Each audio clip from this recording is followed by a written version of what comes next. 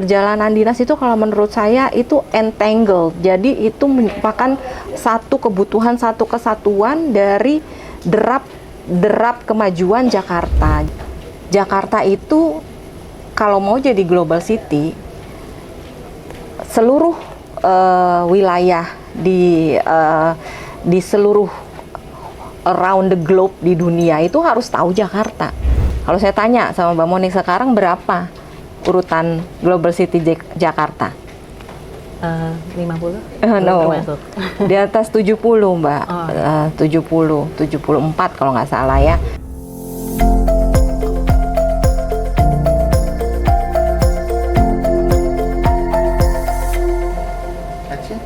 Halo Sobat KSD, selamat datang di podcast Serasi. Semangat, rajut, kolaborasi. Ruang bincang inspiratif yang akan menghadirkan kisah-kisah kolaborasi. Bersama kita akan bahas bagaimana sih kolaborasi menjadi kunci perubahan, mulai dari hal kecil sampai hal yang berdampak besar. Saat ini saya, Monika, Ketua Subkelompok Administrasi Perjalanan Dinas, sudah bersama dengan Ibu Nuni Nurfiani selaku Kepala Bagian Perjalanan Dinas Biro Kerjasama Daerah Setda Provinsi DKI Jakarta. Selamat berjumpa Ibu Nuni. Apa kabar Mbak Monik? Baik Bu. Ibu, apakah sudah berapa lama mengelola di bagian perjalanan dinas? Saya sih udah lama ya.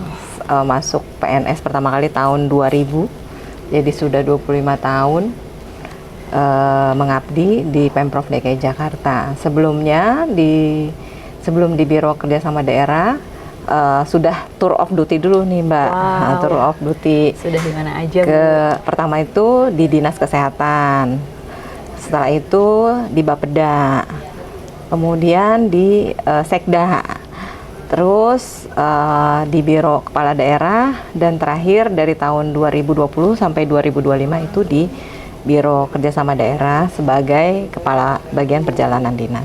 Wah, ya tentu Ibu Nuni sudah sangat mengenal sekali bagaimana alur bekerja di Pemprov DKI Jakarta.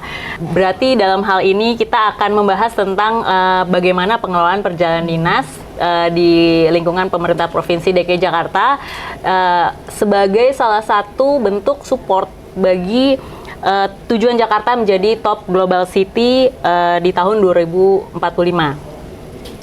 Pertama, apa sih yang dimaksud dengan perjalanan dinas di lingkungan Pemprov DKI Jakarta? Ya. Sebelum masuk ke substansi perjalanan dinas, mungkin saya menjelaskan dulu. Sebelumnya, sebelum tahun 2015, pengelolaan perjalanan dinas itu scatter. Jadi dia di seluruh organisasi perangkat daerah pada saat itu mereka memiliki anggaran perjalanan dinas dan mereka mengelola sendiri semua administrasi dan pertanggungjawaban perjalanan dinas di dalam OPD tersebut. Kemudian ada keinginan dan ada evaluasi dari kementerian bahwa anggaran perjalanan dinas itu terlalu besar untuk lingkup pemerintah daerah DKI Jakarta, sehingga kebijakan pimpinan adalah kalau seperti ini kita tidak bisa melihat secara detail helikopter view berapa sih efisiensi anggaran, berapa jumlah anggaran dan lain-lain, sehingga disatukanlah di satu OPD. Pada saat itu masih namanya Biro Administrasi Keuangan Sekretariat Daerah. Kemudian tahun 2020 itu ada Pergub Organisasi Tata Kelola Pemerintahan yang baru. Tugas pokok dan fungsi untuk pengelolaan administrasi perjalanan dinas dan pengelolaan keuangan perjalanan dinas itu ditempatkan di bawah Biro Kerjasama Daerah. Nah itu jadi udah terjadi transformasi pengelolaan perjalanan dinas mulai dari tahun 2015 sehingga saat ini, dan ini merupakan praktik yang diakui sebagai praktik yang baik gitu oleh auditor eksternal. Jadi mereka itu mengapresiasi DKI bahwa kalau mau mengaudit perjalanan dinas DKI cukup ke satu biro atau cukup satu OPD, yaitu Biro Kerjasama Daerah. Kebetulan Biro Kerjasama Daerah itu mengelola kegiatan perjalanan dinas di lingkup eksekutif. Nah, untuk lingkup legislatif itu ada pengelolaan tersendiri, yaitu oleh organisasi perangkat daerah sekretariat DPRD gitu Mbak. Nah, untuk substansi perjalanan dinas sendiri, sebenarnya perjalanan dinas itu apa sih gitu ya? Perjalanan dinas itu sebenarnya adalah proses pemindahan pekerjaan. Jadi orang yang semula bekerja di kantor gitu ya, pergi bekerja di tempat tujuan yang dituju. Jadi itu adalah proses pemindahan. Proses pemindahan itu merupakan bentuk support atau bentuk dukungan yang dia tidak boleh kurang dan dia tidak boleh berlebih. Kalau dia kurang, dia tidak akan sampai di tempat tujuan. Kalaupun berlebih, dia akan menjadi sudah melenceng dari substansi perjalanan dinas. Nah, kalau untuk definisinya sendiri, untuk perjalanan dinas itu adalah kegiatan perjalanan resmi yang dilakukan oleh baik ASN, pejabat, pimpinan daerah maupun non-ASN di lingkup pemerintah Provinsi DKI Jakarta. Tujuannya apa? Perjalanan dinas itu ada berbagai tujuan. Yang pertama itu adalah kita biasanya melakukan pendalaman kerjasama atau inisiasi kerjasama atau penandatanganan kerjasama di tempat tujuan. Atau ada lagi biasanya ada studi tiru atau kunjungan kerja baik ke mitra yang ada di dalam negeri maupun di luar negeri, lembaga ataupun kota-kota yang ada di luar negeri gitu ya. Kemudian apalagi biasanya menghadiri undangan, partisipasi untuk menghadiri kegiatan baik simposium, seminar maupun diseminasi kegiatan-kegiatan yang sifatnya bisa regional, bisa nasional ataupun bisa internasional. Selanjutnya apalagi ada juga kegiatan-kegiatan yang sifatnya adalah promosi, baik promosi pariwisata, kebudayaan, promosi potensi ekonomi maupun eksebisi. Eksebisi itu bisa eksebisi olahraga, pertandingan, persahabatan dan lain-lain. Jadi selanjutnya ada lagi yang penting lainnya adalah studi atau pelatihan atau kursus ataupun sekolah gitu ya. Jadi banyak teman-teman ASN kita yang mendapatkan beasiswa, mereka harus pergi melakukan perjalanan dinas untuk bersekolah di tempat yang di luar tempat kerjanya, bisa di dalam negeri maupun di luar negeri. Jadi sebenarnya begitu banyak lingkup dari kegiatan perjalanan dinas yang dilakukan di Pemprov DKI Jakarta, Mbak. Wah, sangat informatif sekali ya Bu. Berarti memang banyak sekali ragam jenis perjalanan dinas. Kalau boleh tahu nih Bu, untuk alur dan proses pengajuan perjalanan dinas di lingkungan Pemprov DKI Jakarta itu seperti apa dari perencanaan hingga pelaksanaan? Dan apakah ada dasar hukum yang menjadi panduan kita dalam melaksanakan hal perjalanan dinas? Oke, jadi gini, kita tuh dulu pada saat saya di Biro KDH itu sudah ada. Saya di Biro KDH itu tahun 2015. Nah, tahun 2013 itu ada Pergub yang mengatur perjalanan dinas dalam dan luar negeri, namanya Pergub 107 tahun 2013. Kemudian adanya Pergub itu pada tahun 2016 kita ngelihat nih, oh banyak sekali ya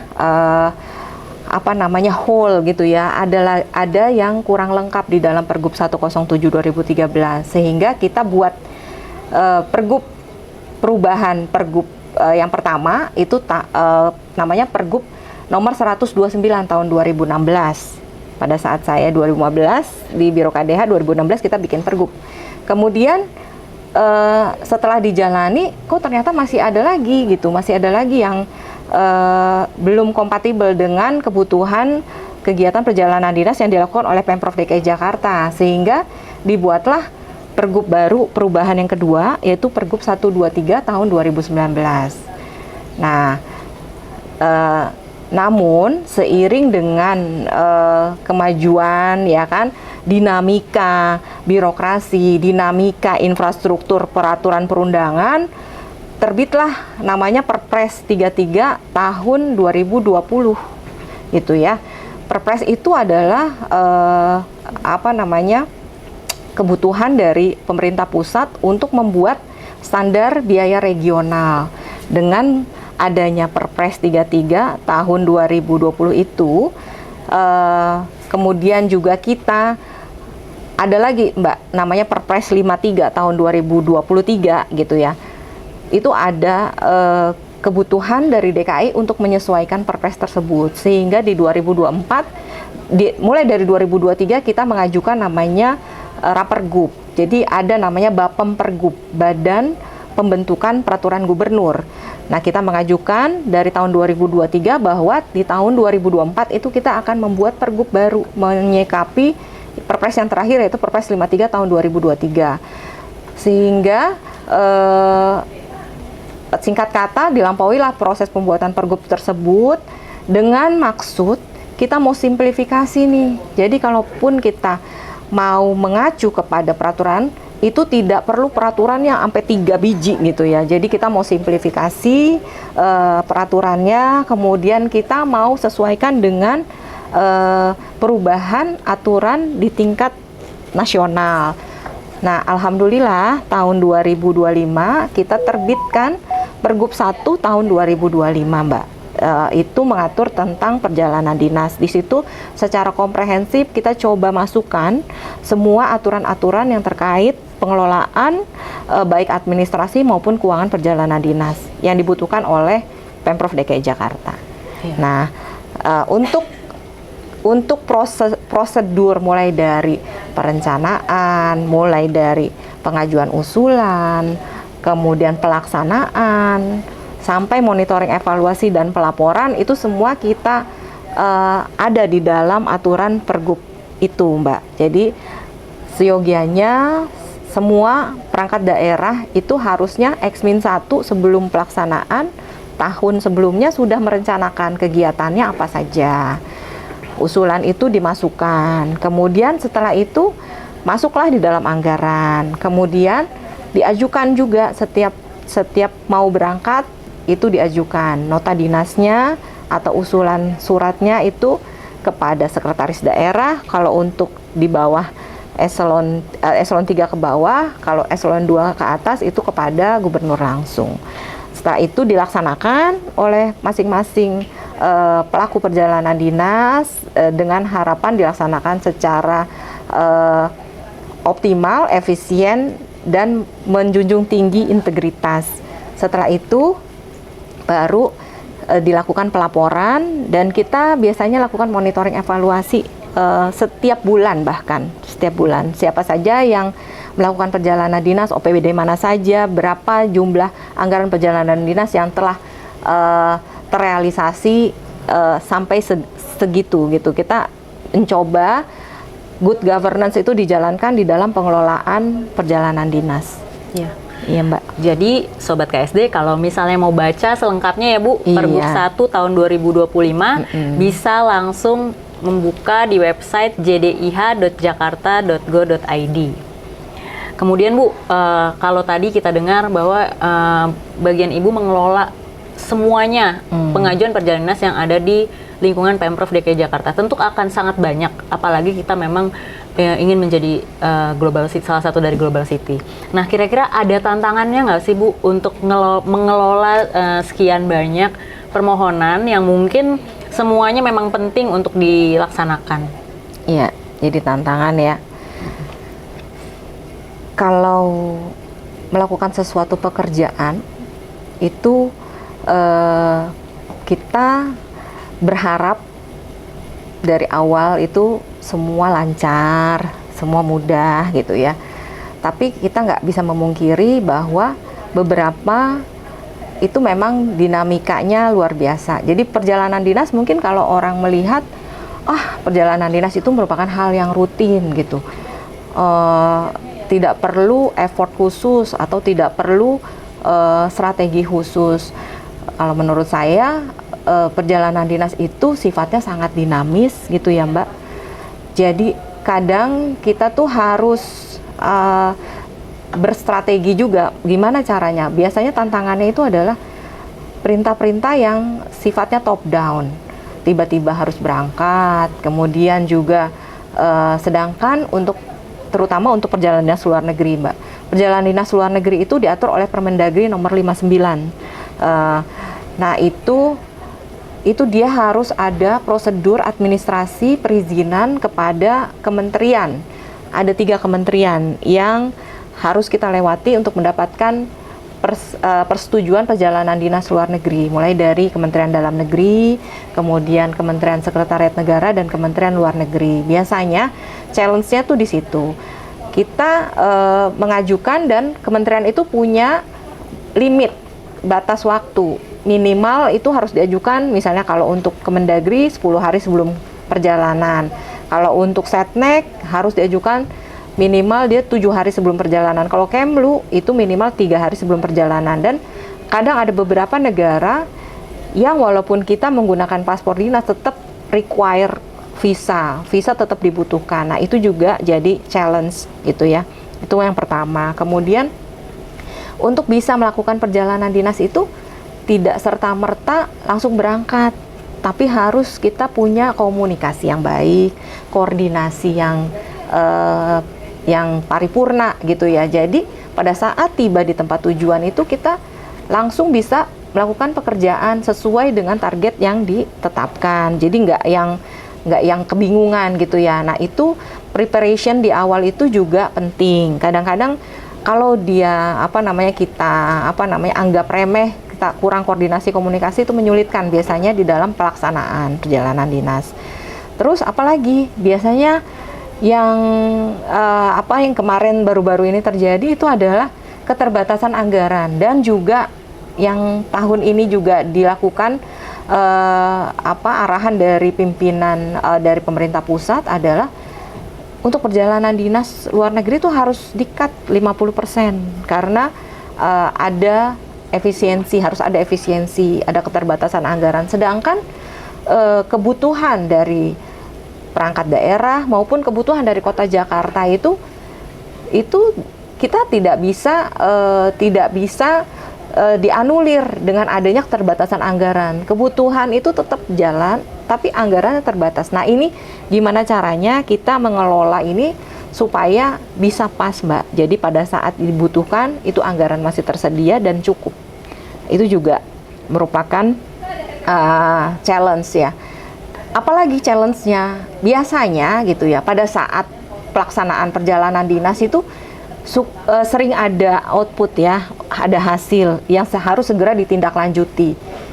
Nah, biasanya ini yang jadi kendala tuh tindak lanjutnya itu yang tidak secepat pelaksanaan perjalanan dinasnya gitu. Jadi harusnya segera ditindaklanjuti. Nah, itu biasanya agak ada stranded waktu. Padahal harusnya biar ini tepat guna, tepat sasaran, apapun yang menjadi hasil dari pelaksanaan perjalanan dinas itu harus segera diimplementasikan gitu sih, Mbak. Oh, ya. Itu sekilas sih. Ya. Yang lain sih masih banyak sih. Masih banyak lagi yang bisa kita bahas. Mungkin perjalanan dinas itu sangat menarik untuk dibahas. Iya. Dan mungkin sedikit kesimpulan aja, Bu. Kan kita memang sedang menargetkan bahwa Jakarta menjadi 20 top global city tahun 2045. Nah, kira-kira dari Ibu nih apa kontribusi dari pelaksanaan perjalanan dinas di DKI ini bagi target kita itu? Ya, jadi ada tuh namanya RPJPN, ada namanya RPJMN. Nah, itu masuknya di RPJPN tuh, Mbak, bahwa Jakarta itu di tahun 2045 itu berapa tahun dari sekarang? 20 tahun ya kan? Akan menjadi top 20 global city. Kalau saya tanya sama Mbak Monik sekarang berapa urutan global city Jakarta? 50? No. Di atas 70, Mbak. 74 kalau nggak salah ya. Nah, itu kan berarti effortnya masih luar biasa ya, gitu ya, untuk bisa ngedongkrak kita itu dalam 20 tahun bisa naik jadi top 20 global city. Yang pertama itu New York, masih menjadi peringkat pertama global city di seluruh dunia. Apa sih fungsi perjalanan dinas untuk bisa menjadi katalis atau menjadi sesuatu yang bisa mempercepat terjadinya target top 20 global city itu. Yang pertama, jadi Jakarta itu kalau mau jadi global city, seluruh wilayah di seluruh around the globe di dunia itu harus tahu Jakarta. Betul. Ya kan? Jadi gimana caranya? Pertama, kita harus ada namanya city diplomacy. Harus ada diplomasi dari Jakarta untuk bisa masuk ke atau bisa dikenal oleh seluruh kota-kota global city yang ada di dunia. Gimana caranya? Banyak caranya. Pertama, kita tadi ya dengan city diplomacy kegiatannya bisa banyak. Ada promosi budaya, promosi pariwisata, promosi ekonomi kreatif, promosi UMKM. Nah, itu semua harusnya lebih gencar gitu dilakukan untuk bisa mentargetkan top 20 global city. Pertama, city diplomasi. Jadi kita memperkuat Jakarta itu menjadi salah satu titik dalam jaringan kota global di seluruh dunia. Jadi kalau itu udah masuk, kita udah jadi salah satu dot nih di dalam kota global. Oh ya, kalau dulu ada lagu apa namanya, New York, Rio, Tokyo gitu kan ya, ada ya New York, Rio, Tokyo, Jakarta, maunya gitu kan ya, tambah gitu ya. Jadi itu masuk dengan adanya city diplomasi. Kemudian apalagi caranya itu adalah kita mau transfer knowledge, transfer pengetahuan, transfer ilmu, transfer inovasi. Apa sih yang menjadi inovasi di Jakarta? Itu harus global city lain di dunia itu harus tahu. Gimana caranya? Ya berarti kita harus memperbaiki penguasaan teknologi. Kayak smart city kita itu mungkin perlu dielaborasi, perlu dikenalkan. Oh, kita udah punya smart city loh. Smart city kita di dalam bentuk transportasi seperti ini dan lain-lain. Nah, itu mungkin yang harus dikenalkan melalui apa? Mungkin melalui seminar, simposium ataupun pertemuan-pertemuan tingkat internasional di setiap sektor. Nah, itu Jakarta kalau mau mendongkrak itu wajib hadir di dalam setiap pertemuan tersebut. Kemudian apalagi ada namanya penjajakan peluang investasi, penjajakan implementasi ekonomi strategis dan lain-lain. Nah, itu juga penting untuk dikerjakan oleh Pemprov DKI Jakarta. Apalagi yang lain itu adalah kita bukan cuma namanya hard infrastructure, tapi juga soft infrastructure-nya. Soft infrastructure-nya itu apa? Human resources atau sumber daya manusianya Jakarta. Sumber daya manusia Jakarta kalau mau jadi top 20 global city harus pinter, harus kompeten, harus profesional, harus menguasai apa yang dibutuhkan oleh Jakarta untuk bisa leverage, untuk bisa naik menjadi top 20 global city. Jadi kita bisa kirim teman-teman kita untuk belajar lebih banyak di tempat yang memang sesuai sama sektornya gitu ya, untuk bisa berkembang. Terus apalagi banyak sekali implementasi kerjasama di seluruh sektor yang bisa kita elaborasi dengan melakukan perjalanan dinas. Jadi perjalanan dinas itu kalau menurut saya itu entangled. Jadi itu merupakan satu kebutuhan, satu kesatuan dari derap kemajuan Jakarta. Jadi nggak bisa tuh kalau mau maju ya udah nggak usah ada perjalanan dinas, ataupun kita nggak perlu perjalanan dinas, tidak bisa. Itu merupakan satu kebutuhan, suatu keniscayaan apabila Jakarta ingin naik, ingin mencapai target top 20 global city. Mau nggak mau kita harus melaksanakan perjalanan dinas, baik di dalam negeri maupun di luar negeri, itu secara efektif, efisien, dan penuh integritas. Itu sih, Mbak. Banyak sekali yang sudah bisa kita ketahui manfaat, terutama manfaat dari pelaksanaan perjalanan dinas. Sebelum kita akhiri podcast ini, mungkin ada closing statement dari Bu Nuni. Oke, closing statement ya. Saya sih cuma bilang bahwa kita semua tahu perjalanan dinas itu bukan lagi sekedar rutinitas, tapi merupakan bagian penting dari transformasi dan akselerasi perubahan dari Jakarta. Saya mengharapkan satu langkah dari pelaku perjalanan dinas itu merupakan bagian dari lompatan besar Jakarta menuju top 20 Global City.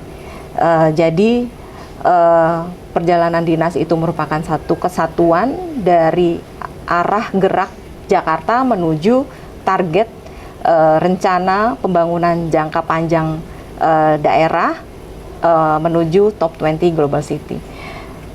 Terima kasih teman-teman juga, mudah-mudahan podcast ini bisa memberikan perspektif yang baru dan bisa menjadi inspirasi untuk langkah kita bersama ke depan. Terima kasih, Mbak. Terima kasih untuk Ibu Nuni selaku Kepala Bagian Perjalanan Dinas yang sudah berbagi cerita, insight tentang bagaimana pelaksanaan di balik layar, pelaksanaan perjalanan dinas di lingkungan Pemprov DKI Jakarta. Dan terima kasih juga untuk Sobat KSD yang sudah mendengarkan podcast ini dari awal hingga akhir. Sampai jumpa di episode Serasi selanjutnya dengan cerita kolaborasi yang tak kalah seru. Jangan lupa, semangat, rajut, kolaborasi. Oke, terima kasih.